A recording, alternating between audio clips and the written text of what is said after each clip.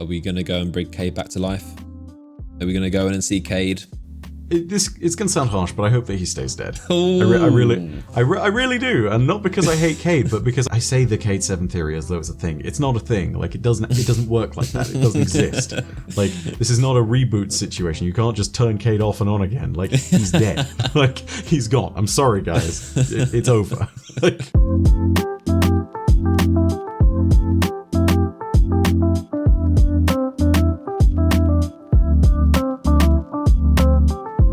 Thank you for joining me on the first episode of Creator Chat, my first podcast.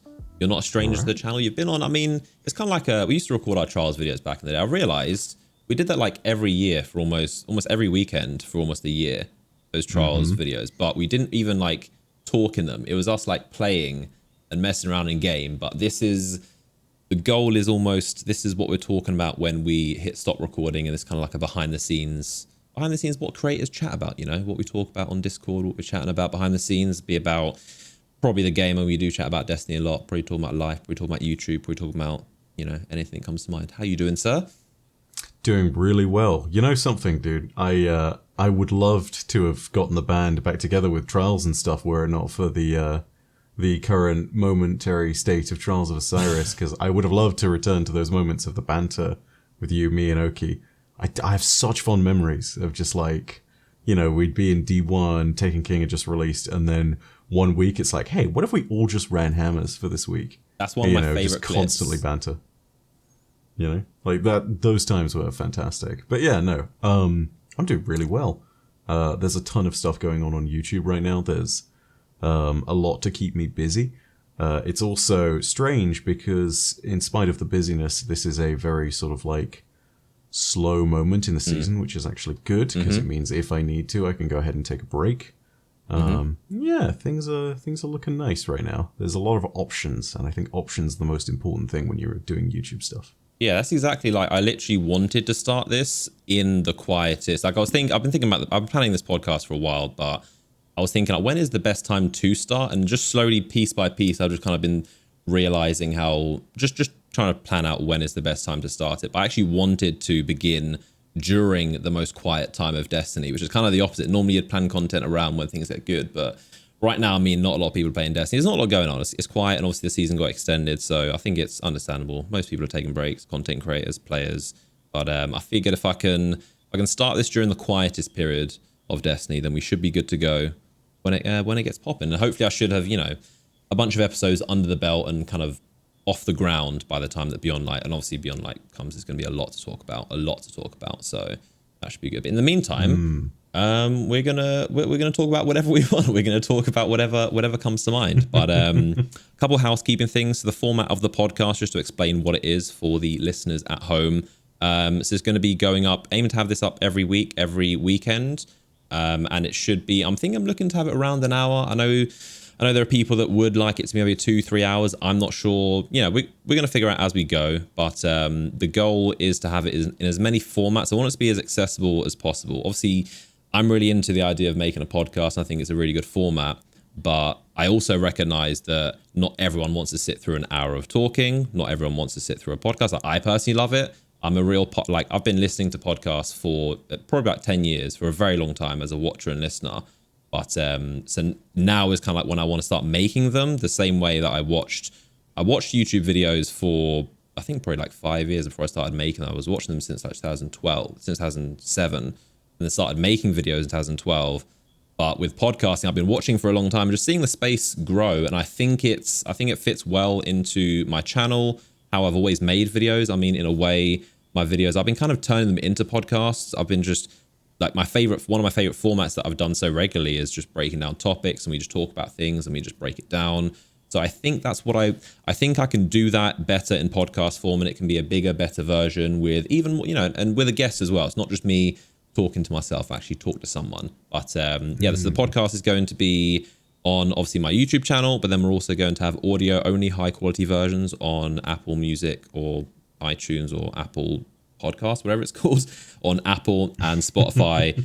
And then we're also going to have clip versions on another YouTube channel. So again, I recognize not everyone might want to sit through and listen to me talk for an hour, but if you just want to see me talk about one thing for 3 minutes, you can just click on that. So I highly encourage you, if you don't want to sit through the whole thing, we have other versions. I'm trying to make it as accessible for the viewers. But yes, we got video version, audio version, and clip versions. And yeah, I'm just going to kind of see how it goes. I have, like I said, this is my first time making a podcast. I have a lot of experience watching them. I believe I can do a very good podcast, and I believe that I can put on something that my audience will enjoy listening to. And also, of course, the best reason of all is that it's an excuse for me to make regular content. I can have a weekly show, a talk show, where I can just put out content regularly.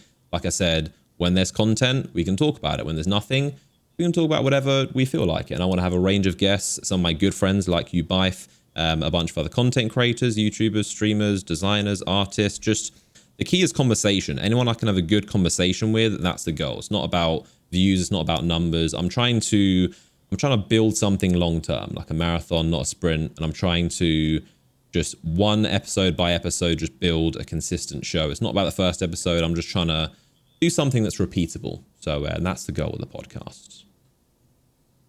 Thank you again. I should say this, by the way. Thank you for having me on the first episode. Of course.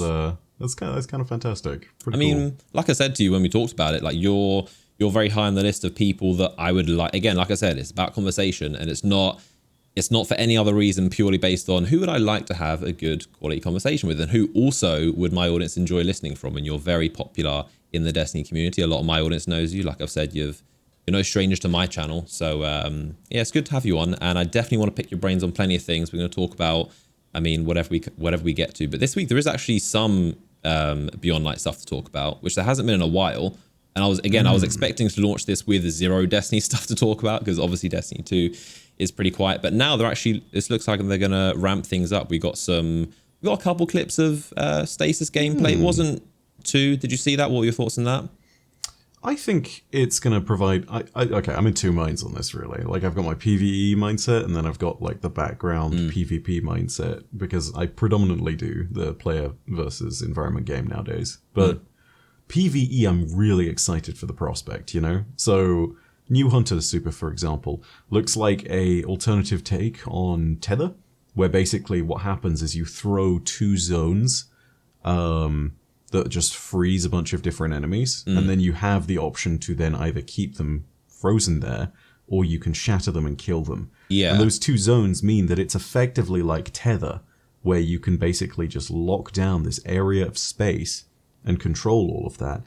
But whereas Tether is one of these more maybe risky options now, because you've got this ability for some of the enemies potentially to live through the Tether, and you also have the utility of making orbs. Stasis is much more sort of aggressive, but much more of a direct crowd control, which, I don't know, the concept of all this becomes really exciting, because now you have a ton of different options when it comes to it. And also, it throws like a blade barrage, if I've best seen it. So you have your initial burst, and then you have a secondary burst, so you can tie down a bigger area, potentially, than a Tether might.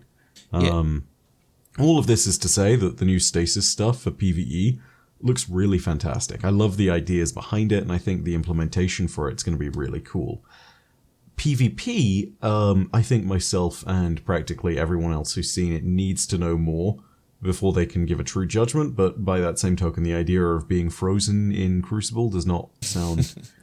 it sounds like it could be frustrating. Yeah, it's one of those things. You look at all the like the wall building and how you can change the terrain in PvE. It looked great. It's like, oh, cool. You can build a wall out of ice, just like May Overwatch. You can build a wall and climb over it and traverse. And then you see Crucible. We saw that clip on Midtown, and it was like, do I want someone building a wall? And it did look very Valorant Overwatchy with the big dome. I think that's the Warlock super. The big dome and kind of swirling blizzard. It looks very very Overwatch and Valorant-y in terms of Crucible. So yeah, I agree. I think, yeah, obviously PvE is just, PvE in Destiny 2 is amazing. It's easily at the best point it's ever been. I don't think anyone would doubt that. Like it's very, very good. And I think with new PvE content to play, it's going to be better. But PvP is a strange one. It always has been in Destiny 2. It's a little bit, yeah, I'm not sure how I'm going to like being frozen and having whirlwinds thrown on me in Crucible. Like, I suppose I could live with it if it's just a function of all the different supers, right? Because if it's a function of the supers, like, then I kind of get it. And in some instances, there might be an argument to say that it is more powerful, and in others, it has an argument to be stated that it's less powerful. So, you know, like, the logic behind that being that a Golden Gun or a Dawn Blade or, say, a Thunder Crash or a Fist of Havoc will kill instantly. Whereas Stasis is going to lock up the player by the looks of things first in the supers before they kill them. Unless it's something like, say, the Titan super where it's a very direct action. Yeah. And in some of those instances, the Titan's super looks... You know, there are moments where it's like, yes, you may be freezing the person, or you could be killing them. But in those moments where they're killing them, it looks a lot less sort of energetic and kinetic than, say, a Fist of Havoc. And I think things like that are going to matter, because if you are giving players a really powerful tool like this, everybody knows that in the Crucible, the heart of everything is movement. You know, the heart of everything is going to be positioning. And if it's a really slow super, then it's not going to be as effective as people think it is. I still think that wall building is going to be one of those really... that alone changes the game. You know, that's going to encourage, like, totally new passive regen-focused playstyles. It's going to mean that there's going to be a lot of focus towards things like, say, the longer range pulses or scouts, especially if they're really strong, like I know that Cold Denial right now, and that Redrix archetype. Yeah, those things are pretty busted, and it means that you can play better to that kind of range and territory, you know, like throw a wall and then just back away. But yeah, I don't know, there's a whole load that needs to be discovered about PvP. I'm obviously not the true expert on this. If you really wanted like a PvP opinion, then you guys probably, if you're listening to this, you probably know where you should be going. But when it comes down to it, PvE excites me the most. And it also excites me because we don't know how Stasis is going to combine with other parts of the game, right? So I think the best example of this is Charged with Light, as it is currently. Charged with Light, of course, is a system by which, you know, you'll be able to pick up orbs of light, or as I think they're changing to, thanks to the gameplay, orbs of power. And after all of that is said and done, I say it's just picking up orbs of light. There's other ways you can do it. But you'll be able to become buffed in some way of your choosing. And like, it's a really versatile system. But things like that can work hand in hand with other elements. So things like Stasis could have a unique sort of twist on things, right? Like Charged with Light in the case of the seasonal mods could become Charged with Power or Charged with Darkness. And when it comes down to that, there's a whole load of other experimental things that Bungie could do in PvE. And that's what I'm really looking forward to. Because it's like you said, like the game right now is at a better state in PvE than it's ever been. And that's partly because of all the depth they've added. So I'm really excited to see what the take on that is. I'm starting to see a lot more, like Bungie talked a lot when Shadowkeep was coming out. They definitely framed it as if this is just the beginning and don't kind of... Like the messaging, like I'd like to think I'm pretty good at reading between the lines when Bungie talk about things. And definitely a lot of the messaging they were saying was that don't kind of judge Shadowkeep as everything. It's just the beginning. They said that literally like 5 times in the trailer. They said like, this is just the beginning. It's just the beginning. We're just kind of set the foundation, the mod system, and we're just setting the scene for what's to come later. And then what Season of Dawn was. Season of Dawn, I mean, I kind of liked Season of Dawn, I'm not gonna lie. I think I liked it more than most people. I kind of liked the whole economy fractally. Like I really liked it. I think I might be the minority with that one. But and then Season of the Worthy, they said what things are going to really start ramping up, which they did. And then Season of Arrivals would be like no other time in Destiny, which it definitely is. See, I can definitely see how, especially with the PvE setting the basis in terms of mods and builds. You can't. A lot of people haven't tried them out, and I understand why, because they aren't the most accessible. Like a lot of people are still very scared of Charged with Light and there's just some of the basic mods, and I get why, because they weren't introduced the best. So a lot of people kind of think they're a bit hesitant to jump into them, especially casual players, because you know it does look complicated, the whole Charged Light system. So I get it. I do think, I mean, it's definitely one of the best mod kind of systems in the game. Even simple things like I said, like Protective Light, there's no reason to not use that. It's just instant protecting from getting destroyed and getting melted by bosses. It's just the little things you can add. But I think, you know, we're going into a good place with Beyond Light, PvE wise especially. You know, we're mostly PvE players. I think most people, the PvE audience is definitely a lot bigger. The PvE player base is definitely a lot bigger in Destiny 2 right now. But yeah, I think, I mean, So we've got the three new supers. The Warlock one is Stasis Field, which is that kind of Blizzard dome encapsulating field. You've got the Freeze, which is the Hunter, which you talked about, and Shatter. The actually no, Shatter's the Warlock, I believe. Hail of icy razors erupt from broken stasis crystals. Did you see the names of them got displayed in some, like, or at least the names of the actual super ability got displayed in the not just the trailer, but also there's some B-roll gameplay. Yeah, that's what I was going to talk about. Did you hear it? The audio? Yes. Like, just the sound there's effects? that 90-second or so video that's on the press drive folder for everybody from Bungie. The Dropbox. Yes. Holy Lord. Do you hear the audio? Incredible. Like, they're so crisp. The sound is, which is no surprise for Bungie. The sound design, like the crunching and the crackling of the ice, they really just. I was almost more impressed by the audio than the cinematic, because it just sounded so like the sound effects. They really went in it, which I'm glad. Like, those are the kind of things they need to get right if you're going to add a whole new element, which, by the way, is a huge deal, a huge deal. Like, since 2014, there has only been 3 elements ever. You know, that you don't. It's almost as essential as the 3 classes. You don't have there's Hunter, Titan, Warlock. There is actually a very, very. I don't think I've seen it mentioned enough that they're adding a 4th. Just how big of a deal it is to Destiny. They've never done that ever, and especially in Destiny 2. Like, this isn't. If it was Destiny 3 and we got a new element or a new subclass, it'd be like, okay, that's the kind of thing you would expect from a whole new engine. But the fact that they are adding an update or an expansion into Destiny 2 and getting a whole new element, it's very impressive. And this is the kind of thing that you would expect if they're not doing a Destiny 3. You'd expect them to be doing big stuff like this. So it's good to see, honestly. Dude, my vault is going to be so overloaded when taking into account all the stasis weapons. Oh my god. Yeah, I mean, how's that going to work? I need to clear out some room is how it's going to work. Do you reckon we're going to get more vault space? I would hope so at some point, because it stayed at 500 slots across everything for the entirety of D2.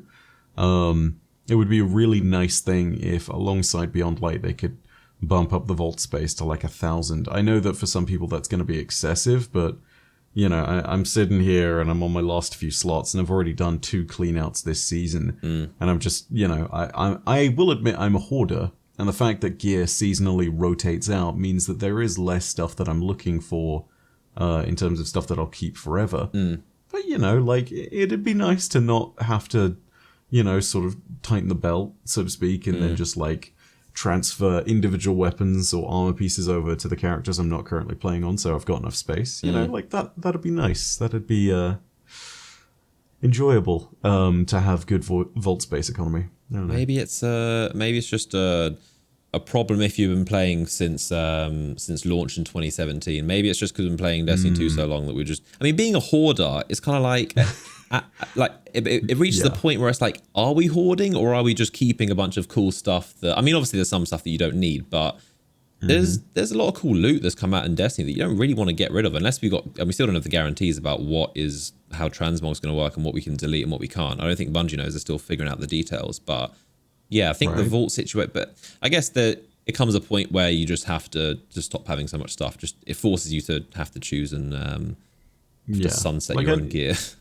Like, here's the thing. I know that there's some stuff that I'll keep a hold of, if anything else, for the sentimentality, and for also there's a work side to it. So, like, old Pinnacle weapons, for the most part, I'm glad that I at least have those in collections, but there are some that I won't delete out of sentimentality, and there are others where I'm very much obliged to get it, because I want to make sure that I have those stories that come with them intact, so that I can always access them. And that's why I think the system for sunsetting is actually kind of helpful. It's useful. Right. But yeah, no, I keep a lot of stuff for sentimentality, you know, even though it'll be sunset, I'll hold on to my Redrix broadsword, just like I held on to my Redrix claymore. But also, the reason you do that is because you're a content creator. So there's an extra level of, I want to keep this because you can mention this in a video or do a video on it, or it's just as a creator, especially when it's like, you know, your job to play and create content based off of your experience playing a game. You kind of want, especially me, I just love keeping stuff, because the amount of random, like I could go into Destiny 1 right now and just pick up some random old relic of a weapon and have fun with it. And it's, as a content creator, you kind of become a bit more of a hoarder, because you recognize that this is some valuable historic stuff. I want to keep this. I want to keep this around. Yeah. So That's best just example content of that creators. is Luna's Howl, right? You know how in how Luna's Howl came out in Forsaken alongside Not Forgotten, and it was just the comp reward. They made a little memorial to Luna as kind of an Easter egg just outside the Vex portal on the moon. And that for me was a very telling moment. And it meant like, hey, maybe I can go ahead and incorporate this into a video about Luna's Howl and the story of, Luna the dog. And I believe it's Joseph who was her owner. Yeah. I need to look that up again because it's been a while since I've read the story. Yeah, but, I remember it, but... classic example. Suddenly a lore tab from a year ago is relevant in Shadowkeep. Yeah. And it's like, okay, I can make a video on this. And lo and behold, it does well. And I was able to tell what is actually a really neat emotional story for anybody who is an owner of a pet. But all those points aside, yeah, this is why we hold on to some of these things, Like, it becomes relevant years and years down the line. And when it does, it's really nice to be able to just dip back into that history, even if I wasn't making content. Plus, with a game like Destiny 2, the difference with Destiny 2 is that it's going to be around for pretty much ever. There's no Destiny 3 coming. Destiny 2 is going to continually be updated. So I think it gives you even more reason to care about the stuff in it. Like, I found I have a lot more interest in titles and just getting things in general with Destiny 2 because I know it's sticking around. Like if Destiny 3 was coming out next year, then I'd be a bit like, do I care that much about this stuff? But knowing that Destiny 2 is here to stay, it kind of makes me a bit more willing to grind some stuff out. Because I was getting to the point where thinking, okay, there's a new game coming out next year. The same with Destiny 1, where you kind of reach a point where, okay, it's all going to go away, so there's not really much point grinding out stuff in this game. But knowing that it's staying, it kind of makes you a bit more willing to kind of grind it out, which is good. Oh, absolutely. I mean, aside from all of that, I love a game where I can invest my time and have it show. Yeah, absolutely. Like I have, by the end of this season, assuming that I actually get through my Reckoner grind, I will have every seal. I will have every title. Yikes. And that's, yeah, I know, right? But like, at the end of the day, that's the kind of thing that I grind for. It's the way of saying like, hey, I have attained and accomplished a lot of what this game has put in front of me to do. And I am working through all of this to make sure that I can establish my place in this universe, because for me at least, I don't know about others, but it's about belonging as well, know? Like, there's a genuine sentiment, I think, behind a lot of gamers where if they're really dedicated to a single universe, whether it's Destiny or Guild Wars or Warframe or anything in between, they're partly dedicating themselves to it because they feel like they're a part of it. It's kind of like the core concept of community, but giving someone a possible place in the game and giving them something that they can attach to is therefore the most important thing. Yeah, well, it's not even just a hobby, making it like a domain, That's like somewhere where they can exist. That's something that that's how Bungie often describe their game, especially Deej as well. He always mentions how their goal is to try and kind of make it a world that you can jump into and a kind of a hobby just like it's more of a less than I'm just playing a game and more of a I'm actually jumping into a world. And that's why I even liked Destiny in the first place, because it was more because of you can actually invest into your character. Like, I came from Call of Duty and just Battlefield and basic kind of multiplayer games, which are fun. But I always wanted, I'm the kind of person that I love to just grind a character and really sink my time into something and get a reward out, as opposed to just kind of the same, just repetitive multiplayer over and over again. I want to have a character. I love leveling up. I love skill trees. I want perks. I want to unlock rare stuff that no one else has. That's why I just love titles in general, though. I do think titles probably one of my favorite things they've ever added. The second I saw them, I was like, yes, like that is what we need. Vanity. That's exactly what Destiny should go to next. Yeah. Yeah, I'm going to try and get the blacksmith title. That's what I'm working on. I need a couple more those rare bounties. But yeah, that's what I'm doing. That's going to be my rare title. And then we need to do a flawless run, like a diamond, which should be pretty easy. Oh yeah, like a diamond. We can get that. We can get that smashed out. That'll be all good. It's kind of nice. Like, this is just like a catch up period. Obviously, if you're looking to, a lot of people are frustrated. They want to play more Destiny. They're kind of unhappy that it's being delayed, but it is a decent little break, so you can catch up on anything you're missing. Maybe play some other games. Although every single game in the world is coming out in November, apparently, so it doesn't really help. I pity people who are reviewers in November. November is going to be a little hellish. I think it's Call of Duty, Beyond Light, and Cyberpunk within like a couple weeks, I believe. Very, very close to each other. Yeah, Beyond Light on the 10th, and then Black Ops Cold Wars on the Friday, and then Cyberpunk is next week, is the following week.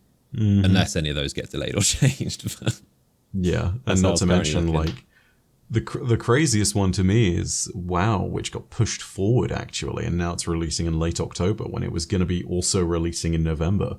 You know, like, there's going to be games for people to disappear into when November does roll around, but yeah. Needless to say, aberrant circumstances this year have definitely driven that. Yeah, I mean, I'm just happy we're getting games at all, you know. And it seemed like this delay wasn't really like we want to work more on the game. It was our studio is all over the place, literally. we're all working from home, guys. Yeah. But you got to think that there's so many. I'd love to know how it affects all these studios, because it obviously affects every, the music industry, the movie industry. But with video games, there are some things that you need a bunch of people in a room together. Like, you need collaboration, you need people working on a team. Like, there's so many things that we play in Destiny are only came out because you have these people in the rooms together, crunching out ideas, writing out whiteboards and brainstorming, and even simple things like the like mocapping or doing the soundtrack, gathering an orchestra. That's literally gathering like 50 people inside a room and recording them. So I'm kind of wondering how I guess they're figuring it out, but trying to make a game or make a big expansion or whatever you'd call Beyond Light, the new version of Destiny, it probably must be very difficult with everyone working at home and stuff. Yeah, no question. I mean, like, you take up the point of mocap. Think about how you would try and do that safely. That's basically the cost of that goes up exponentially. It's saying, hey, you guys need to self-isolate for 2 weeks, interact with nobody on your way to mocap, and then we need to do everything all in one. Yeah. And that's all based on the assumption that everything in between has been written, and you basically need to get it right first take, because otherwise doing retakes is not just another day of being like, hey, you've been called back to the studio, can we do a couple of runs of this? Yeah, sure, that's fine. Like, thank God that Bungie has their own in-house version of that, because man, otherwise that would be terrifyingly tricky, I can imagine. Oof, yeah, I mean, if you look at the classic image of Bungie, the show floor, I've forgotten what it's called, the main room with tons of computers, like that is yeah. You know what it's called? I don't know what it's called, but I know what you mean. Yeah, it's just their main the room where everyone works. Yeah, essentially. But I mean, I'm sure even employees themselves would tell you that how important that kind of structure of having just the open collaboration, you can flow from desk to desk, probably has a lot of barriers. But let's hope they're doing well with it. But it's just one of those things that makes you so glad to be a YouTuber, at least. Like, just so fortunate. Like, it's given me so much gratitude to just appreciate I can work at home in my own studio. I don't need to collaborate with other people. I can do it all online. I've always wanted to have like a real life podcast one day, like a real life studio, like everybody around the bench and whatnot. So to speak. Because obviously face-to-face conversation is obviously the best. It's when you get pure, you can see facial expressions and micro expressions and body language, and just having a face-to-face conversation is obviously the best. But over video calls, there's a slight delay. It's a little bit, but it's still the closest thing you can get. It's the next best thing. But I mean, a real life podcast might not have to come for a long time, because I can't afford to be. I mean, I want to talk to people from all around the world. Like, I have friends in Europe and Australia and America, and I want to get all kinds of people on. And I don't think I can fly them all out to London to come record the podcast. So for now, it's going to be the video version. For sure, man. I'm liking your whiteboard in the back there. Oh, the whiteboard, which for the first time in ages, actually, I'm actually showing the whiteboard side of it. No one can read it, though. It's tiny. No one can read it? Ah, that's all good then. I mean, I can see the word raid law. The only words I can make out are raid law in the biggest letters. Raid law. That's it. I can't read any other word. So the board is filled with a whole bunch of stuff. That's topics that I need to cover both in the long term and the short term. It's just basically, it keeps me on track with everything. There's a separate section on there for Warframe, which I've ticked a lot of stuff off on, and I need to tick a bunch of stuff back on, so to speak. Like, I need to do a whole bunch of different videos about some quests and their new open world that just released, and a few things here and there. But yeah, there's a whole ton it is of there's a whole ton of topics to cover, and this kind of just keeps me focused. Yeah. Like the whiteboard is, I often keep it secret, partly as a meme, because the whiteboard is sometimes also used as like the, hey, let's theorize about destiny space, where Right. I'll just go ahead and I'll write down like all the different connecting factors to everything. So it is a little bit like, you know, the, what is it? Always Sunny in Philadelphia, I think it is. Where it's the meme like, with the... yeah, the meme with the board covered in like red string It's and all like that become stuff. your meme at this point. It, you know, it kind of has. But the, yeah, like most of the time it's actually just for keeping track and whatnot. I think honestly, like, even if you only get like a small version that's about this big or so, like having a whiteboard in front of you or somewhere in your proximity as a YouTuber is really useful. I mean, Helps you keep on track, right? yeah, Like, you inspired me. I mean, last time I was around yours and I saw the whiteboard, that was literally, that inspired me to get my own, which I've got right next to me, which is full of all of my ideas and plans. But I use it more as a more of a visualizer, because I did try writing like just video ideas and specific like more text and words, but I found that I preferred doing that in on like an online text document where I can edit and mess around. But what I love my whiteboard for is for just kind of mental mapping and brainstorming and drawing concepts and things, that ideas in my head that I can't write into text or speak or any other medium, but there's some ideas and just concept, more visual concepts. I'm a very visual person, but more visual concepts that are in my head that I can draw physically on a big whiteboard, and that's just it's been amazing. So I thank you for inspiring me to get a whiteboard. It was literally when I was around yours and I saw it in person, I was like, yeah, why don't I have a whiteboard? Like, how did I not think of this? I saw yours and it was perfect. so I am diagnosed as neurodiverse, which is basically a way of saying like, hey, you've got a little bit of ADHD, a little bit, you're slightly on the spectrum of autism, and you've got a whole bunch of things in between. But the ADHD part of me, at very least, really appreciates when stuff like this can be put into something real that's tangible. And for me, the phrase I use a lot of the time is to make it real, you know? So it's one of these things of, instead of promising something or thinking about something in your head, to speak it makes it real. And similarly, when I write down a video topic, to write it down makes it more tangible and brings it closer to reality. So even if I drop it that one day, the fact that it's written down on the board back there means that I'm going to come back to it, look at it and be like, yes, I did have this thread, and momentarily I put it down. Now I can pick it back up. So it's a useful tool for me, not just because of my own brain chemistry, but also I think generally in terms of anybody who's doing production on big projects, to sort of be able to put stuff down there and to literally have a thing that brings it closer to being more tangible. And it's a really weird thing to say when we literally make videos that you cannot, you can't touch or anything, you know, like you know, like it is about as far from tangible as it gets, but the idea becoming more real means that the actual process of production becomes solidified for me. You know, it's a bit of a weird one, but I feel as though that really helps to sort of push the boundaries and keep me motivated on this kind of stuff. Yeah, So, absolutely. Yeah, It's willing important things part of the into process. existence.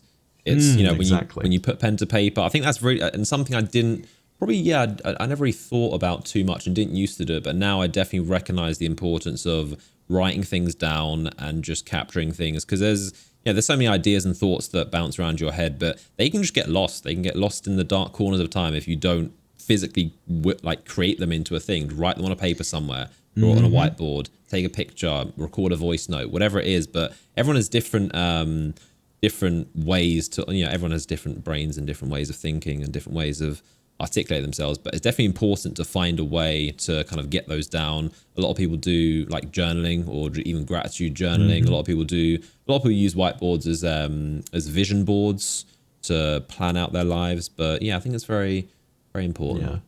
I can't remember if it was Archimedes who said Eureka originally. The story, sure. I remember the name, I do not. But regardless, whenever I have my equivalent moment of him jumping out of his bath and saying Eureka, for me it's jumping out of my chair, walking over and writing down the idea that I just thought up on the whiteboard. Because not only have I then got it out of my head and made it real, so to speak, but if I forget it in the next few minutes, it's fine because it's there, it's saved, it's all good. Like... Yeah. Do you ever think about how many ideas or how many like video ideas that you didn't make because you might have forgotten about it?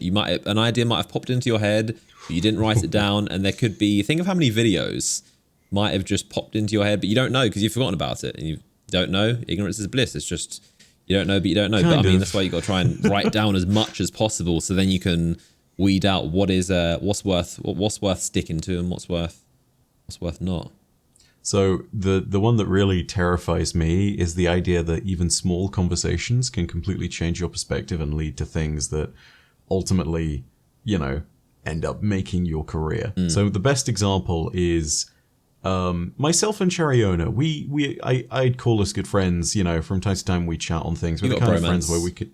Yeah, we got a little romance. We're the kind of buddies where we can sort of like leave things where they are and pick them back up in a few months, and we're exactly where we left off, which is fantastic. But with him, one time he approached me. This was about 4 years ago, I want to say, sort of in the winter of Rise of Iron, I think, maybe in the spring of Rise of Iron. And he said, "Hey, I really love Nier Automata, this game that's come out. Here's the thing. Someone made a 45-minute video going through all of the story from all the previous games all the way up to Nier Automata, because that story is really complicated.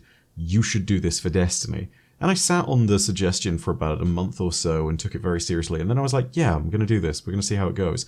And I did the whole video, and it took ages. And that came out to an hour and a half. And that became like one of the first infamous long-form lore videos that really sort of helped to put my channel on the map when it came to Destiny 2.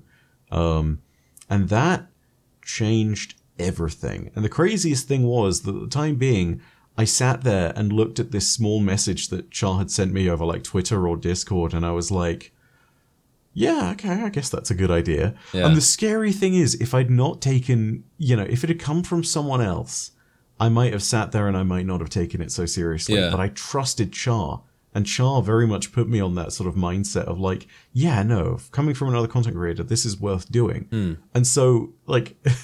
inadvertently, he kind of helped make my career in D2 even better, like that video popped off and it contributed to what is still the single biggest month of subscriber growth, viewership growth, and watch time on my YouTube channel in its history. So the entire thing just completely revolutionized not only how I do content, but my approach to what a successful video looks like, how my audience reacted to those things. I actually think I make videos much better for it.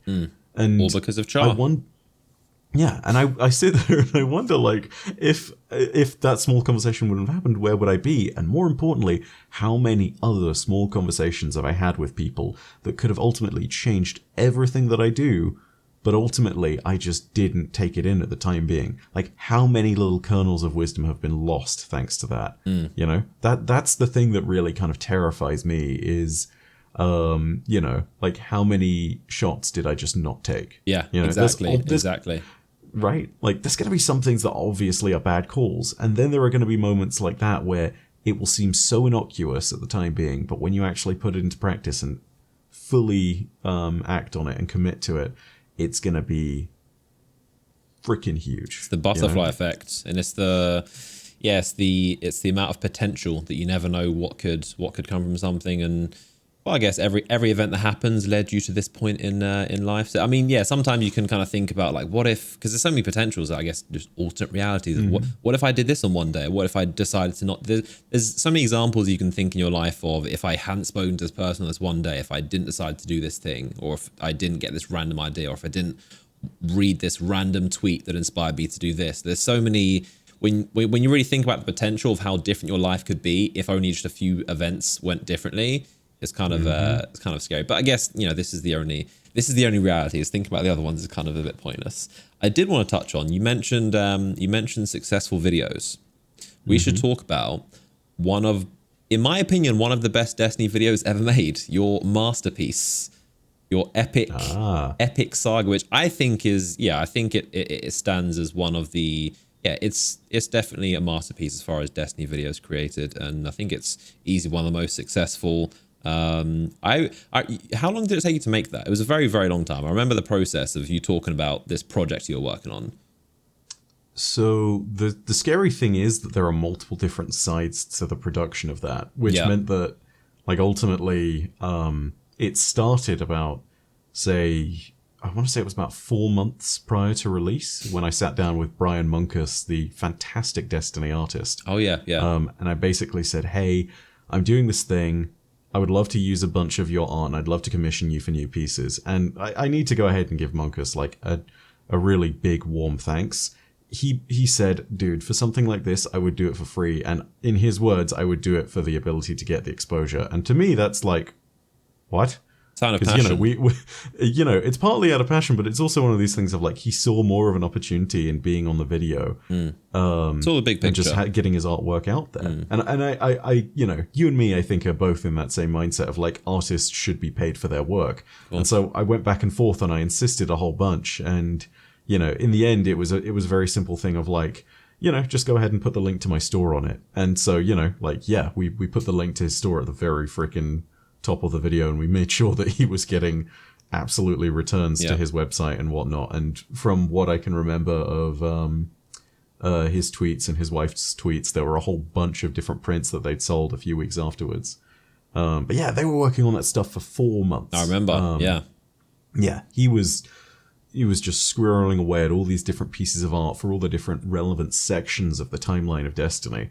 For me, the actual process of writing it took oh god, yeah. Like, the entire process ended me with a script of I'm trying to remember the exact numbers. I feel like it was about 30,000 combined words. There were 15 scripts. 15... Right, that's the first thing. Scripts. How many individual pages are we talking? How many pages? Oh god.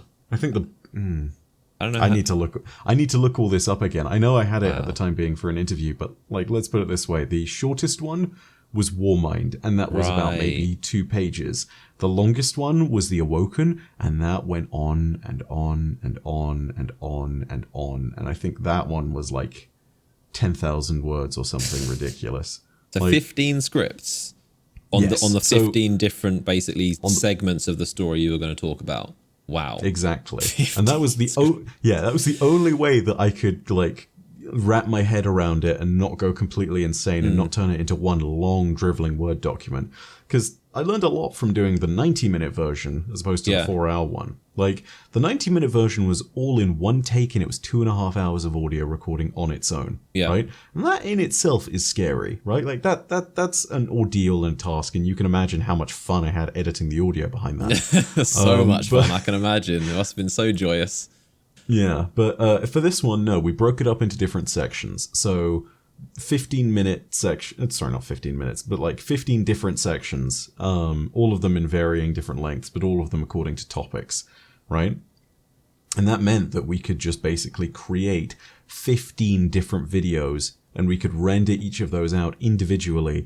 And then the final process was basically getting the intro and outro and then piecing each of the segments together. Because you got to remember, there's like a massive bulk to doing this too on the technical side, which is if you try to edit this whole thing in a single Premiere file, Premiere's not going to handle it. It's just going to crash. I was going to think, it's going to fall over and die. Yeah, it's not possible. That much editing. The latest video I just worked on, it was struggling after. Once you start layering on so many effects and transitions and more layers and a 4-hour. So how does the actual production side? How did the video get made? What was the, I guess, split across multiple? And you basically stitched it together, didn't you? Out of multiple. Yeah. So myself and my editor Tullis worked on individual sections. We split it up half by half. So I worked on everything up to, I want to say it was like the City Age or D1. And that was kind of vaguely where we split it at the halfway mark. And then we just had each of the video segments completed. Any segment that he finished, I went ahead and reviewed and sent back any necessary changes here or there. We looked through everything. He would critique my work from time to time too, and I'd be like, yeah, we should probably make those changes. And we had all of our different movie files for each of the 15 segments together. And then at the end, when we had all of them rendered and when they were all, compressed file sizes and whatnot, we took them and we just dumped them into one Premiere file and prayed that it would render. That's interesting. That's very interesting. Yeah. So it was still technically all produced as like a complete video. Yeah. But, we it's kind of like, how do I best put it? It's kind of like working on a giant Lego model, like those big Death Star or Star Destroyer ones that they occasionally have. Like, yeah, you don't necessarily do the entire thing in one process. You work on sections of it. So maybe you'll work on like the bridge first, and then you'll work on like the underside, and then you'll work on like the over bit, and then you'll work on like the structural interior, and then you'll piece those bits together. Like that's kind of what it felt like. So I mean, just in terms of the pure video logistics, I think is the right term. Like it was a massive undertaking, and overall the production time took about a month. You know, like I made 2 weeks worth of content in advance before I started so that we would have stuff going on over time. Yeah. And then thankfully Martin, who was making a bunch of stuff with T-Slape at the time being, had enough content going on to hold people over and to just keep everybody working on stuff and to just make sure that the channel had more content whilst I was getting this mammoth of a video Exactly, because you got to make content while just, I mean, people appreciate the big 4-hour piece of content, but you also got to bear in mind the 4 months of creating it. You still got to be making actual unique creative content alongside it while making this mammoth of a video it behind the scenes. So it's doubling up. Yeah, like it's kind of like it's a war of attrition to a certain extent, you know, like because ultimately you're not fighting with your viewers or anything, you're fighting with YouTube's algorithm. So what you're trying to do is you're trying to throw fuel into the machine so that it keeps running and so that your channel is still relevant in search engines whilst you're working on this massive project that you really hope is going to do well.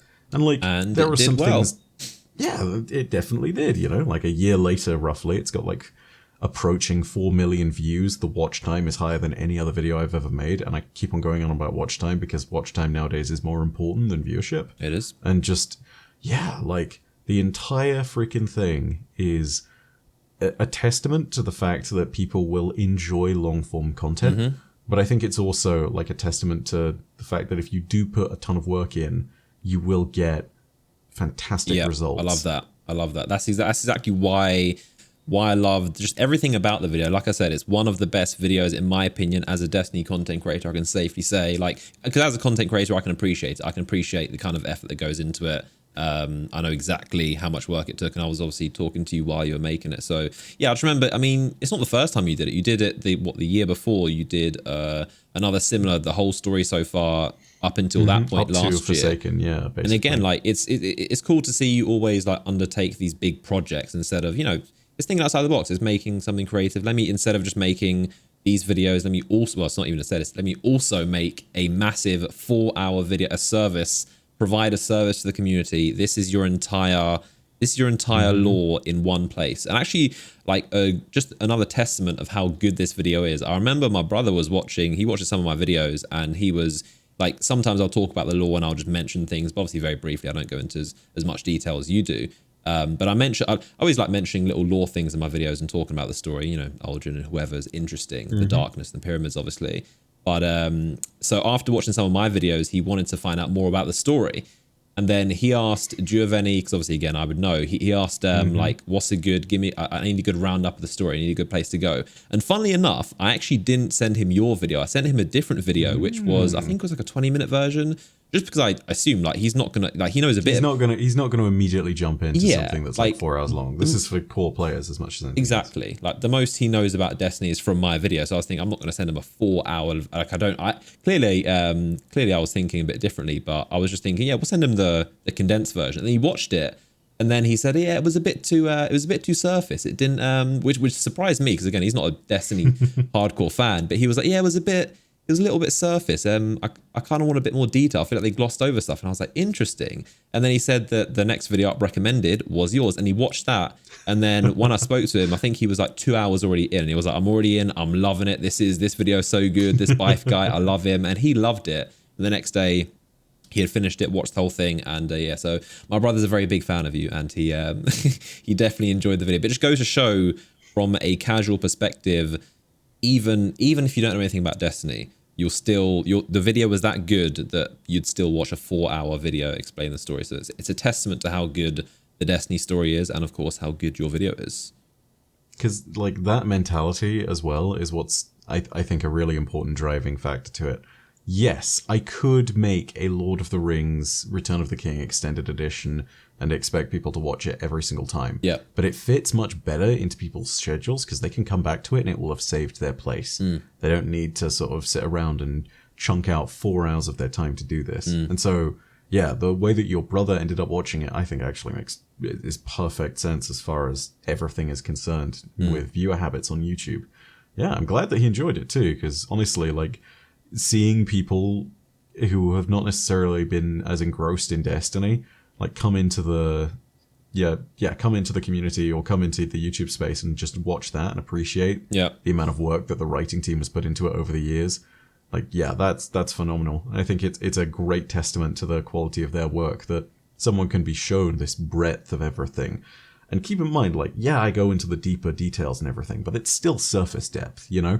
I don't go into the exact story beats behind what happens with, say, the Iron Lords, or the exact story beats of the Books of Sorrow. I'm not waxing lyrical. I'm not going ahead. And there was plenty you could have added. There was stuff you cut out. How long do you reckon it could have been if you... it could have been 5, 6 hours. There was...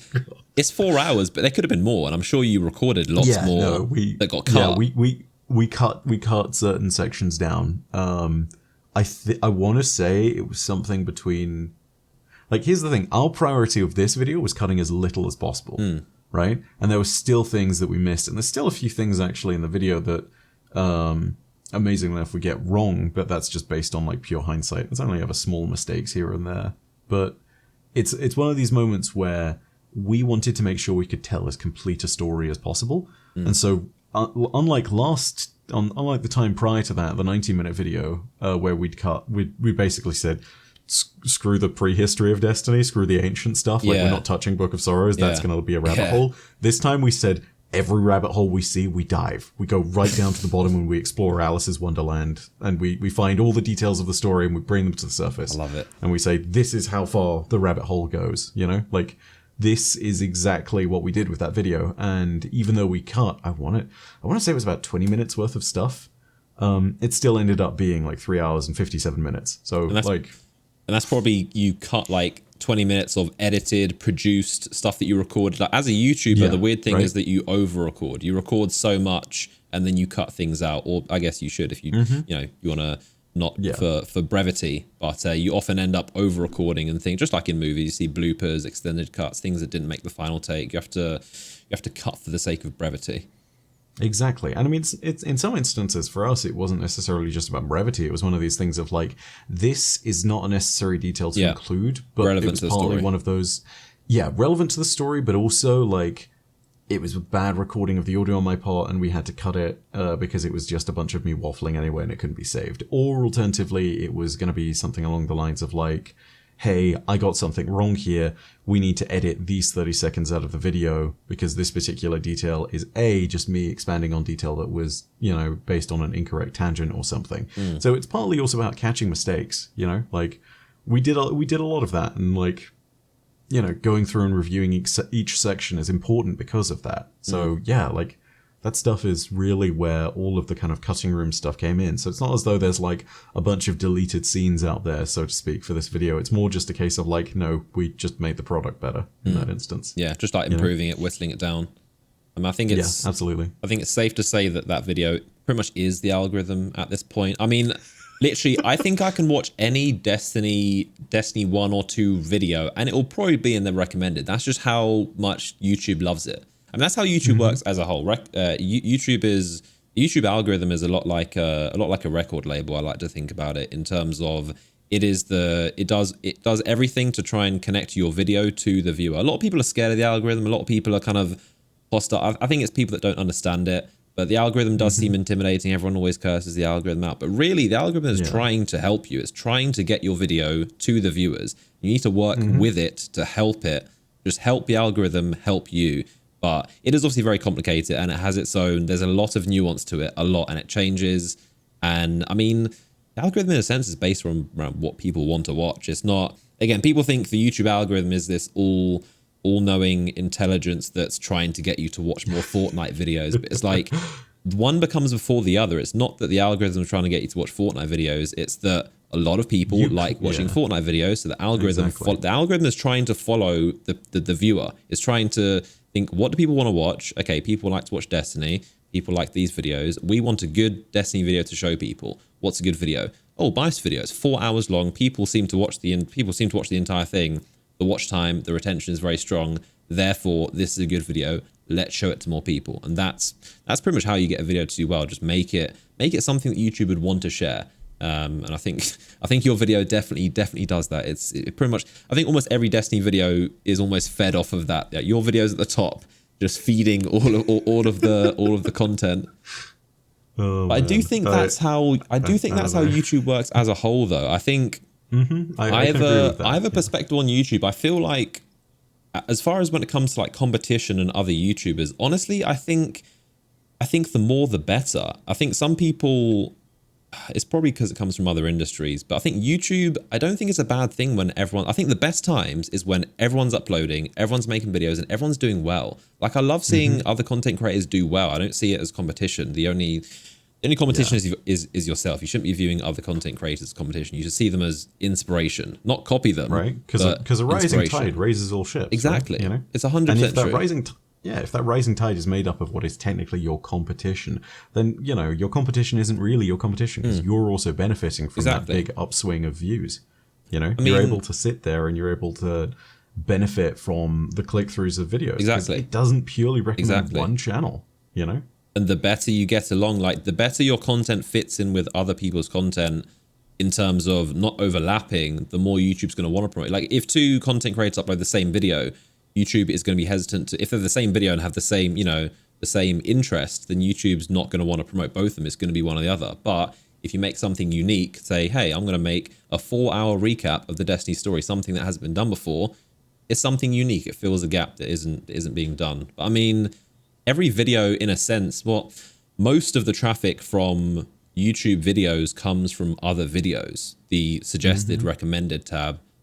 So again, if more people are uploading, if more people are getting lots of views, if people are blowing up, though your video can be recommended alongside those. Like, it helps you. The more YouTubers are doing well, those are all opportunities to have your video shown up next. You might watch the video from byfs that gets 1 million views. Up next, if your video is recommended, your video is going to get a bunch of those. So again, like, I don't see the competition on YouTube. I get why people view it, and obviously, like, as if I haven't thought like that in the past. It's easy to think like that and imagine them as competition, but I always view it as kind of like imagine if you're a bunch of race cars going around the track, and it's not about who's physically in first place or who's in what position. You're all doing your own personal best time. It's about you're in competition with yourself. It's about your own lap around the race. It's not about where you are in relation to the other cars on the track, who's physically in first.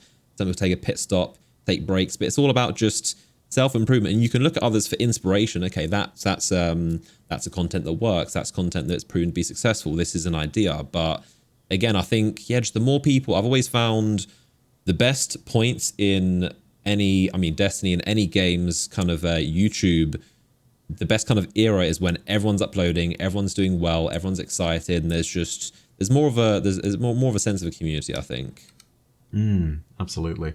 While we're, I hate to be this kind of guy, but while we're at this, do you mind if I do some cheeky plugs for that? Seeing as we're talking about those long recap videos. Of course. So, for starters, there's a recap video of everything up to Season of Arrivals out there too, which I made, which actually is done.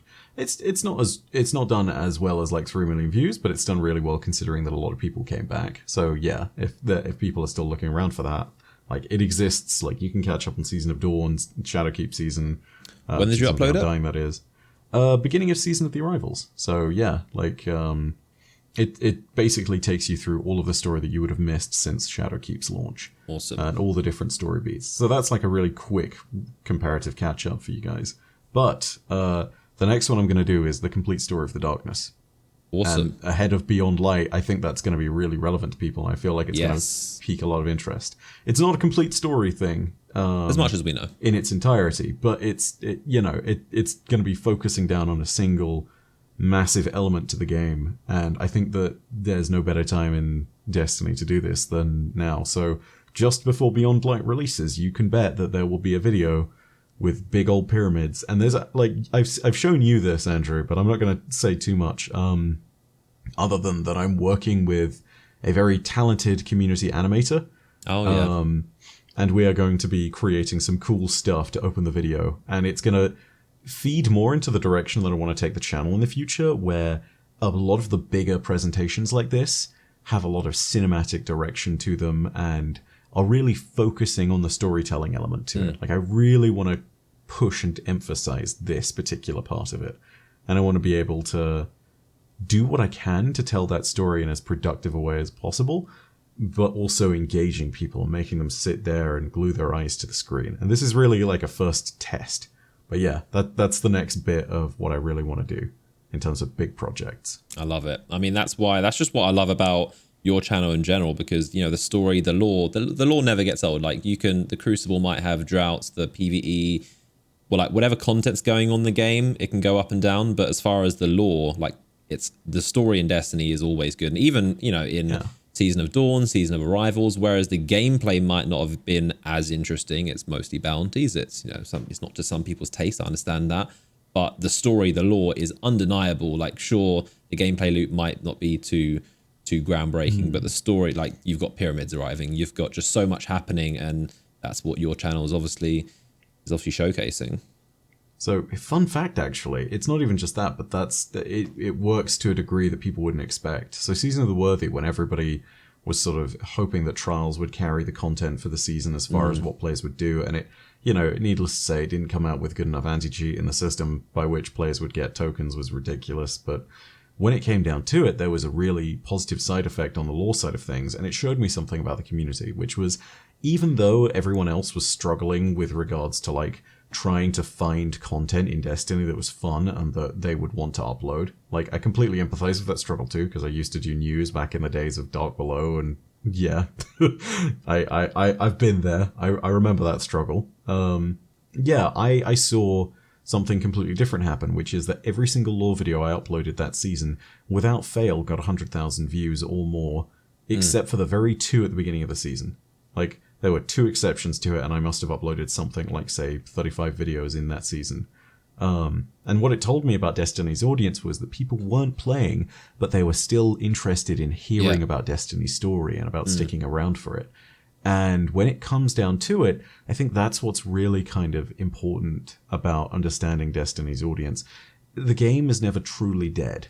You know, like, yeah, sure, people won't be playing it as much with various different things, but people will always be coming back to Destiny, and there's always a persistent interest in what's happening with the world, you know? So that's really what it's all picking down into, and that's what I really discovered out of Season of the Worthy is, if you're providing something that gives people that continued link to the game world, you're going to be able to get a lot of viewership as a result, because you're giving them this place where they can feel connected to something that they love, even if right now it's not such a hot season. It's why people like, I'd say, Evan F 1997 have done really well. You know, like, they provide people this narrative of what's going on in Destiny from a community perspective, and that's something that no one's really done. It's really unique, and so yeah, like, I think that's a big contributing factor to their success. Yeah, exactly. That's what I love. Just again, it's filling gaps. It's creating content that isn't currently being made. And if you can just spot something like, hey, I might be good at this. If this is something I'm knowledgeable about, and let's create something that, again, doesn't exist out there. But I mean, the lore in general is just always such a, like we said, the lore is always good. Even in Destiny's quietest time, even, like, you know, Curse of Osiris, the story of what's going on behind the scenes has always been interesting, even if the gameplay isn't. And yeah, I mean, I get the same comments all the time of people saying, like, I don't really play Destiny anymore, but I still watch your videos just to check back in and to see if I want to hop back in. And people kind of watch from afar. But, you know, and that's why it's always, you know, you need to be careful as a content creator about niches, about pigeonholing yourself into a certain type of content. And obviously a good example would be like Crucible. It's not something that's always going to be around. And if there's a bad season, if there's a bad meta, you might not enjoy playing Crucible, but when it comes to lore, there's always something good to talk about. There's never a lore drought, and if there is, it gives you time to go back and work on some big projects. And you can, exactly, as you can see by Bias whiteboard, he is never dry on ideas of things to talk about. It's a case of wake up and what do I want to talk about today? What do I want to discuss? What do I want to break down? Honestly, it's more of a case of energy nowadays. Like, it takes a significant amount of work to create some of the videos that I make, and so it's one of these moments of like, okay, how much will I make this week? How much will I be able to make this week? Should I just take a moment to rest? And needless to say, there are some weeks where you just go because you should. Like a launch week for Beyond Light, for example, I'm going to be playing the game a whole ton. I'm going to be trying to get as much video content out there as possible. The whole month of Beyond Light in like November to December 10th. Yeah, like that entire like 30-day season for me is just basically going to be focusing on how much stuff can I get done in this space of time? Like, what can I talk about? What are the important topics to know? Like, that's what's really, really worth drilling deep on. But yeah, it's much more about energy for me. People can expect a big roundup on everything we know about the darkness. Any other big projects you got working on? Do we have I take it not a big 4-hour special this year, but what have you got on the back burner? So, smaller things on the back burner. I want to go over the lore of every single world that's being vaulted. So we're going to talk about... we've already done stuff talking about Titan, but we're going to talk about Io next, and then Mars and Mercury, which are really the two big ones, because Mars, we've had a whole load of stories on Mars, and Mercury has the Infinite Forest, and... yeah, that's when you start talking about the Infinite Forest, things get really complicated. So that's Mercury and the Lighthouse. There's a lot of interesting stuff that came out recently, this year, about the Lighthouse and the darkness and the true meaning behind. Very how deep. They could, and how they could actually have been seeded by the darkness, and how the lighthouses are now responding to the return of the pyramids. That's all fascinating stuff.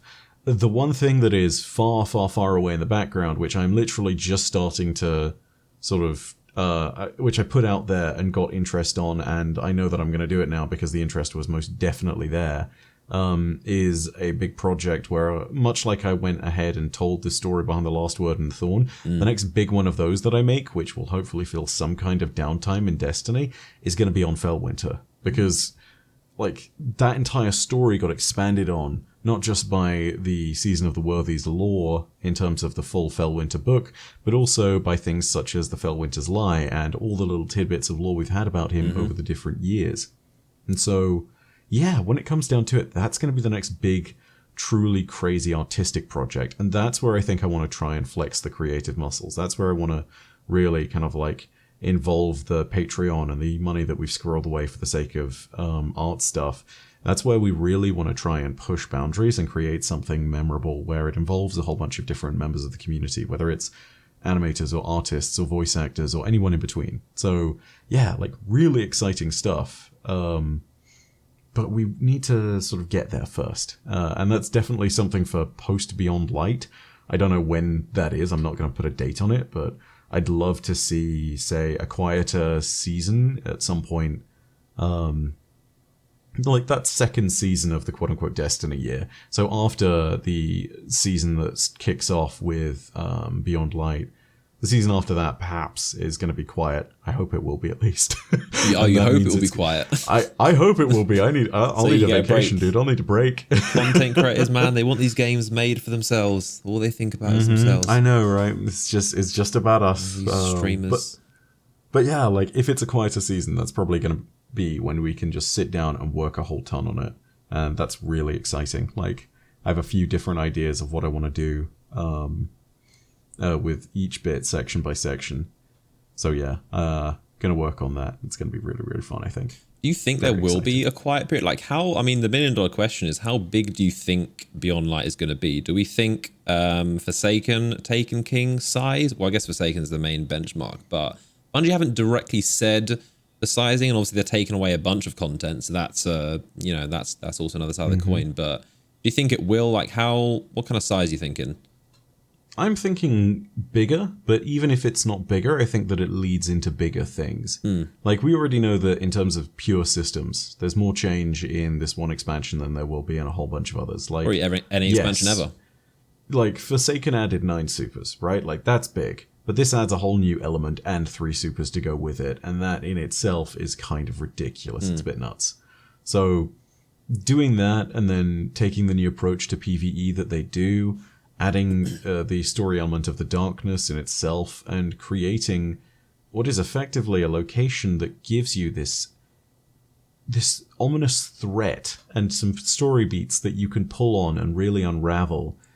Yeah, that to me speaks to a whole bunch of different questions. And the questions for me are kind of in the vein of what you're asking, of how big is this going to be, but it's also in the vein of how deep does this go, right? There's a breadth and a width to this expansion, so to speak. I think that's what most of us want to know. We're kind of hoping, how big is Europa? How big are we talking? Obviously, we're all hoping it will be, the size of, well, I guess, Dreaming City and Tangled Shore were two destinations, but we would hope it's Dreaming City size and depth. But obviously we know Europa's been worked on for a very, very long time. Like Bungie has literally been, I covered this in videos, but they've been working on Europa. They've been concept art since 2013. It's been a thing. It's very old. We know from the Kotaku inside sources that came out, that article, the Jason Schreier, that what it was meant to be in Destiny 1, and then it got cut for Destiny 2, and then given to another expansion for Destiny something, and then now it's obviously was Destiny 3, and now it's Destiny 2. So Europa's been jiggled around a lot in terms of Destiny, but we're finally getting it. And I think after all this time, I would certainly hope that it's like, I mean, we don't know what's going to be, but I definitely hope it's, Dreaming City size depth and not just like a Mars little small. But I don't think it will be. I think it'll be good. And I'd like to think Bungie's obviously been very quiet about this expansion. There's been a lot less promo, a lot less information coming out, but I would hope it's similar to what they did with the Dreaming City, where they just said nothing and there's just hardly any info known. And then when we get to play it, it's just like, wow, this place is massive and there's secrets and there's depth and there's, I'm pretty confident, but obviously I'm a little bit like, I would like to know more details about Europa, because it is the main thing we're getting besides the Cosmodrome. It's the main new location. It's replacing a lot, so it does have to be quite big. Yeah. So the thing for me is also something in regards to questions that the game is going to ask, right? Like normally an expansion has a rabbit hole that it will go down, right? And with Shadowkeep, obviously there were quite a few of them. The main one was Eris and the Darkness, and the sudden resurgence of this ancient evil and what it's doing. And it split off into a ton of different sub-tangents, so like the Darkness and the Vex and the Black Garden, and the Darkness and what it, has done with regards to affecting the Hive, and the personal story of Eris, and what happened with the Darkness before with the pyramids and whatnot. Like all these different sub-tangents, right? Beyond Light for me has a lot of different things that could lead into huge story tangents down the line and could even just get developed fully in Beyond Light. So for starters, again, you have the Darkness aspect. You've got the pyramid ship right there, and you are wielding Darkness subclasses. That in itself means we're opening Pandora's box. Yeah. There is a terrible potential for what happens with us as Guardians, and in story terms, that terrible potential could lead to a really interesting place. But then there's all sorts of other threads that you're tugging on, right? You're looking at, say, the Exo Stranger, who in herself is probably Destiny's second biggest mystery behind what's inside the freaking Traveler. Absolutely, yeah. And so that in itself means that you can go down a huge pathway of different branching storylines where you can tie up all the different little loose tidbits of lore that you have about the Exo Stranger and can develop her story and talk about the place where she came from, where supposedly the Darkness won, and all these other different events. You then have the actual, colony there on Europa. This place that is, needless to say, filled with secrets. It may be some kind of Clovis Bray facility yet again, which would mean we're diving back into that side of things. And that's just kind of like the secrets of the world, similar to the Dreaming City aspect of how it relates to Europa and all that. Then there's Aramis, the main enemy that we've got this expansion. She in herself could literally be just the tipping point of an entire fallen civil war. Like, she could literally split off and create the fallen Game of Thrones storyline where it's her, Mithrax, Varex, the Fanatic, and all of the other Fallen of the House of Dusk in between, just vying for conquest. And that in itself could be a storyline that takes us through 3 seasons of the entire year. Like, I genuinely do believe that we could be seeing that boiled down to, the most important story of this year. Yes, we got Darkness subclasses, but ultimately we still work for the Light. Could be the resolution of that on our side, and on the other side we could have Fallen allies. How huge would that be? Those are some of, for any Fallen and Darkness subclasses are pretty much, those are both top of the list of things that we've wanted, and it's shaping up like that. We're kind of narrowing down the Cabal almost. There's a very small amount of them left that are hostile, but a lot of them obviously work for Callus, but I guess they're going away. But the Cabal are very much decimated. The Fallen were decimated, but now they're back with the Aramis, the Kell of Darkness. But then you've got Varex. Obviously, everyone wants to know. What do you think is going to happen with Varex? How do you think he's going to tie into this? I think Varex might be the kind of character that skulks away and cheekily stabs Aramis in the back and tries to vie for his own killship, which is what he's done before. It's not totally clear why he's there, but we'll definitely see something about him in Beyond Light.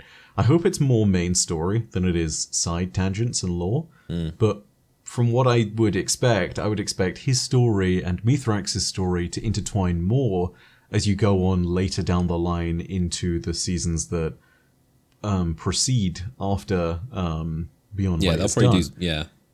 You know, I think that's going to be principally where he comes into the story. It's going to be like theorycraft. Varex has always been about the old ways, and he's always been about the prophecy of the Kell of Kells, which is basically to say that there's going to be a fallen leader who rises up, and that every fallen is going to bow to him, and that the Traveler, which they call the Great Machine, is going to recognize him as said Kell of Kells. Here's the thing.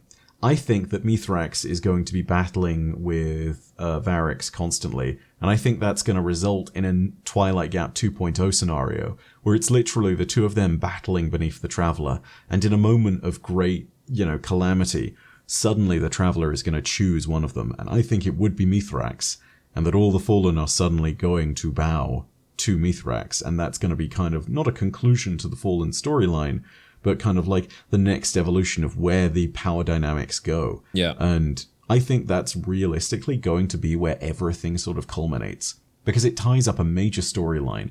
It leads to this big resurgence, and it's a little bit like killing the Almighty at the end of the Season of the Worthy, Like, it gives us this moment where everybody can sit there and say, yeah, we've got this upswing of power, and then we get the, season before Witch Queen, and it can be like, yes, but there's this big threat on the horizon, know? Like, I feel as though narratively speaking that would be a really cool structure to go with, but I don't know what's in Bungie's calendar, so we'll see. I just love the Fallen, man. Fallen are easily my favourite race in the game. I mean, for any Fallen, been asking for it for a very long time. I just think it's cool to see it go full. It would be cool to see it go full circle if it does happen, where we get for any Fallen, because especially under the Traveler, because obviously the Fallen used to be like Guardians. They used to have the Traveler. They used to be the same as us, and the Traveler dipped. The Whirlwind happened, and they've been the entire 6 years of Destiny. They've been clawing to try and get it back, and they're kind of jealous of us, the Guardians, for having the light. But it would be it would be weird if the Fallen just got the light again. We could see a version of the Fallen, what they're like with light, instead of now where they just kind of have nothing. And maybe there'd be a for any faction, but you want to just load into Destiny and just play as a Fallen and have the forearms and just have Spider a bit like that. That is the real, like, when you think about Destiny 3 and the future stuff and like real MMO type gameplay, you'd playing as a Fallen, playing as a Spider Fallen. That's the kind of thing that maybe Witch Queen, maybe Lightfall, who knows. What do you think about it'd be a really cool. What do you think about Witch Queen as well? What do you think? Oh man.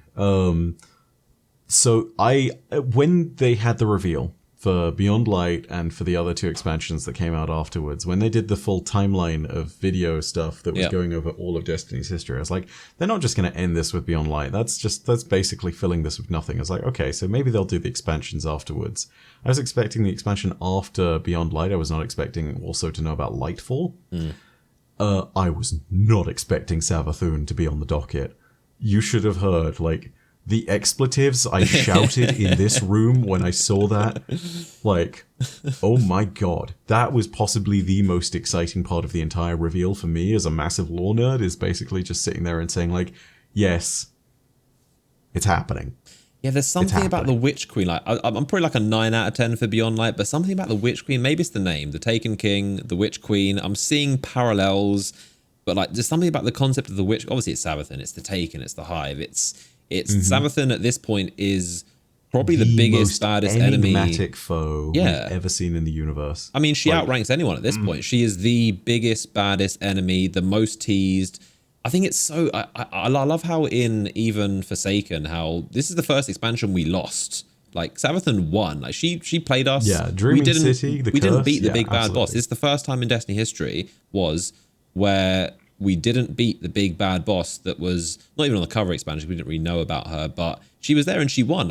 Guardians lost Forsaken. We didn't win. We think we beat Riven, but technically we completely lost, and we're now we played right into her hands. Yeah, we're feeding her loot farm. She's basically got the Guardians on an infinite loot farm, and she's just farming us for power. But I'm sure we're gonna break that by using the darkness and killing her next year in Witch Queen.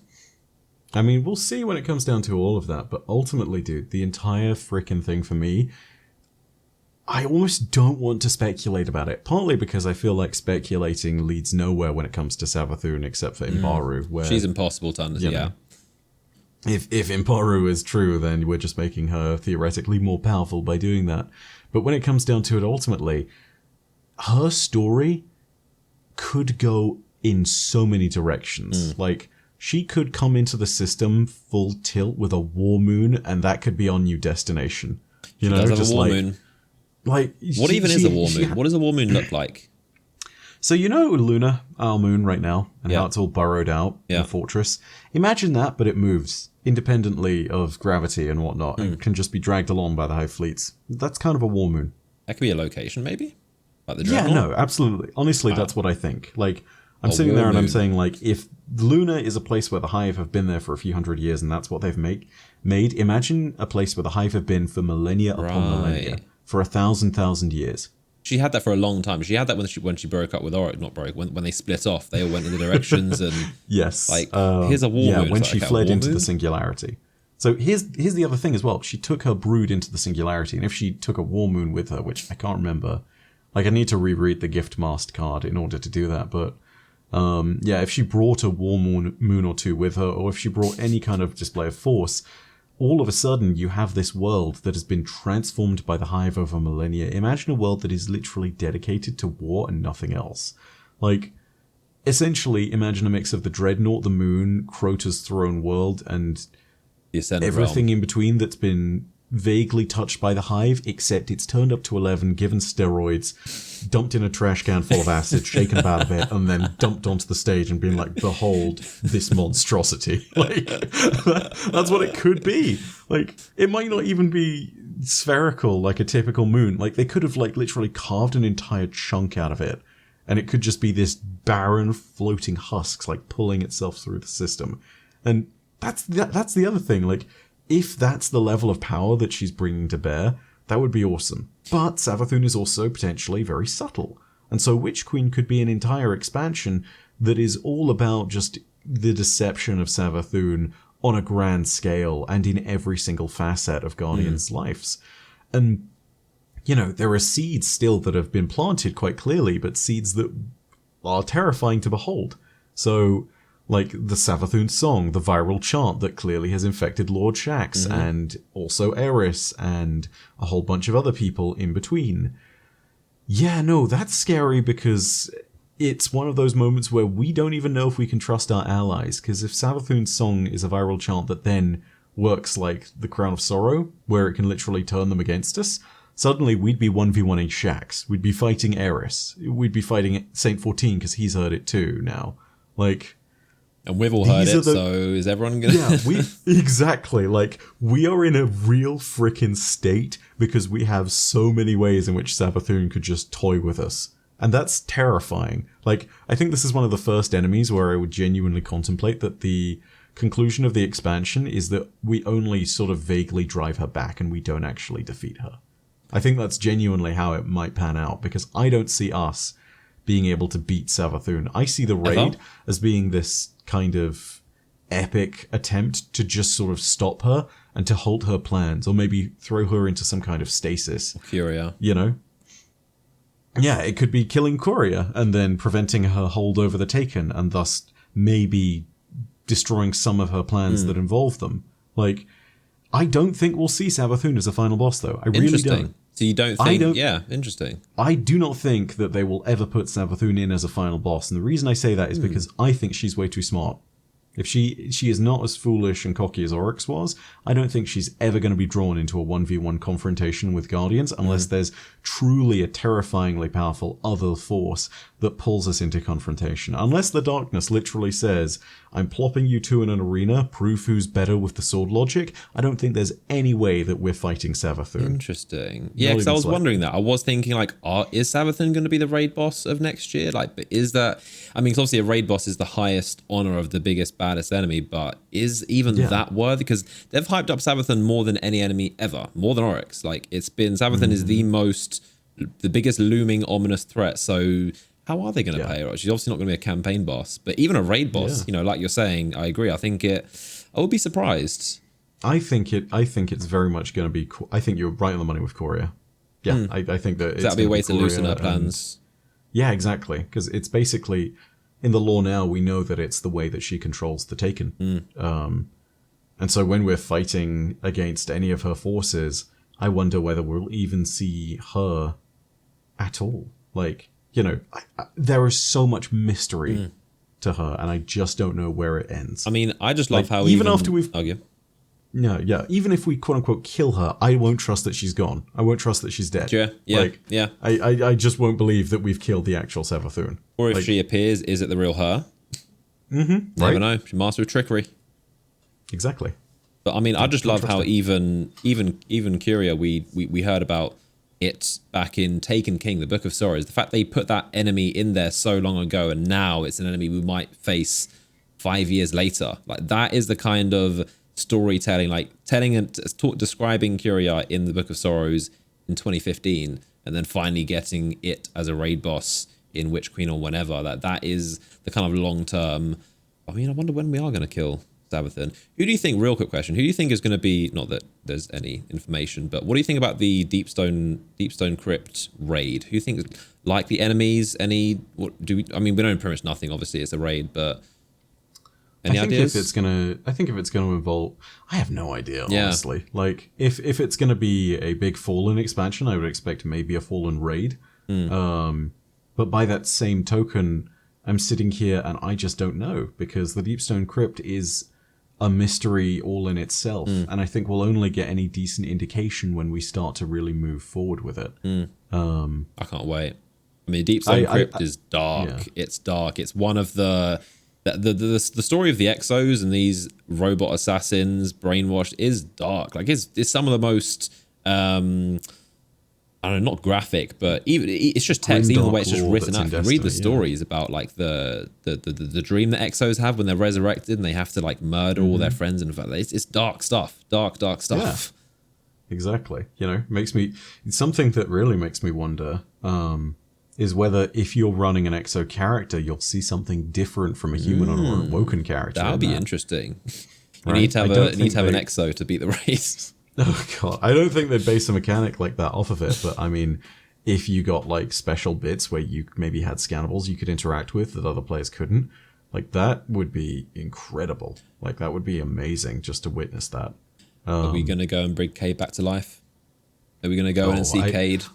It's gonna sound harsh, but I hope that he stays dead. I really do, and not because I hate Cayde, but because I feel as though it cheapens the kind of emotional weight and the punch behind his death, and it makes anything done with Aldrin's character development kind of meaningless. I agree.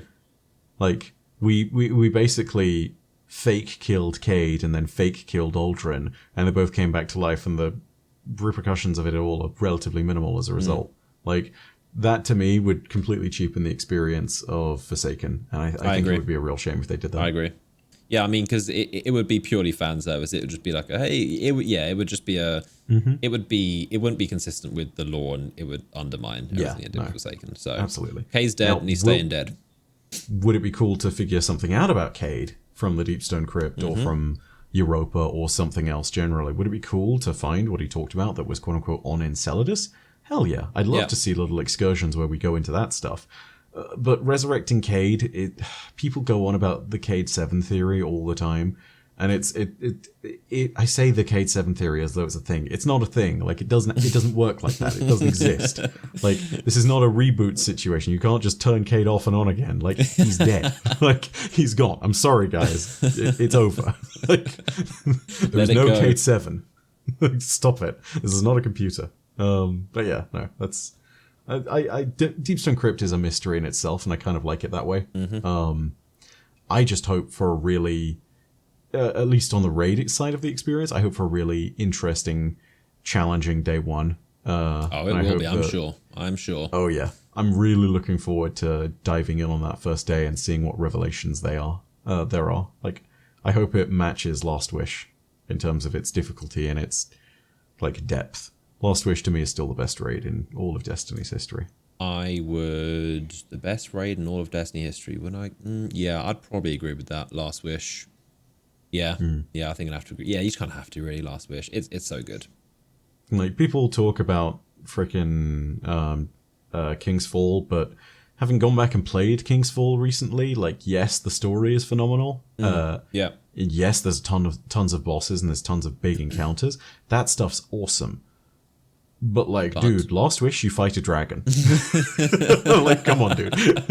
Yeah, exactly. I mean, just literally look at Riven. Riven is one of the best looking bosses in just, like, it's just the design, how unique, how weird she is. Just, Riven is, just when you look at, like, her open up her mouth and her death beam and all the eyeballs, it's such a well-designed mechanic. In fact, you don't even see her face. She's so big, you got a raid boss, you only see her face poking through a little curtain. You don't even see her full, I mean, you see it when you go down, but it's not like this massive thing in front of you. It's like Oryx scale. So and in Deepstone Crypt, we're going to get a giant cayde 6 as a boss, poking his head through. You need to shoot the horn to stun the boss so you can start DPS. But nah, dude, like, again, like, it's little things with Last Wish. Like, when Riven's eyes shimmer to show you which ones the other side needs to shoot, the coolest thing, you know what that's actually doing in lore terms? That's wish magic. Because when an Ahamkara is engaging in wish magic, you can see their eyes begin to shimmer. And when you have started to wish, and when you've stunned Riven and sent her over to the other side, you as a player and a guardian in game are wishing for her to die. Yeah. And she is acknowledging that wish with her eyes flashing. And then by the other team, shooting those eyes, it's kind of bringing that closer to reality. And so at the end, when all of her eyes are gone and when it's the final stand, as she dies eventually, you do go inside and you do retrieve her heart. But it's so telling that she then says, I've waited so long to grant one last wish. Yeah. And it's just like, you played into her hands, dude. Like, there is, like, so, there's a beautiful moment in some Destiny stuff where gameplay meshes perfectly with, like, lore and what's supposed to be going on. Yeah. And oh my god, does that just make me so happy when I see it actualized. It's so well done. It's so good. And even just the little things of how the tiny Easter egg of when you're carrying the heart, you can see the hand imprint. When you're inside the heart, you can see the hand over in the skybox. Carrying the other players, your fire team carrying. Like, it's so, and the way you're carrying it back to, it's such a well-designed raid. Like, honestly, so well done. But anyway, we can talk about lore and Destiny for hours, and we will in many episodes to come. This won't be the last time. This isn't the last you've heard of Byf. He will definitely be back for more podcasts. And but yeah, I want to thank you for coming on. Thank you for helping me with the first episode, and hopefully everyone enjoyed watching and listening to it. Again, we're just getting this started. We're still figuring things out, but I'm excited to see it grow and see it progress. And I kind of just want to get the first episode out of the way and just get going. I want to get to episode 10. I want to just keep on, want to get into the groove of things and have a regular show. So thank you for coming on. Anything, Dude, thank you for having me, man. Like, honestly, it was such a privilege to be on the first episode of this. But yeah, I mean, hopefully everyone enjoyed it listening to it, and it should be up on as many platforms as possible. But stay tuned. Do follow us on Twitter. You can. I must admit I'm not very good at Twitter, but I do want to help using it. I don't want to use it more for the podcast, so it can help in the discussion. So I'll see everything you tweet me, and I'll probably tweet out when I'm recording, so you guys can be involved in the conversations. So yeah, hope you guys enjoyed the podcast, and we'll see you very soon. Adios. Awesome. Perfect.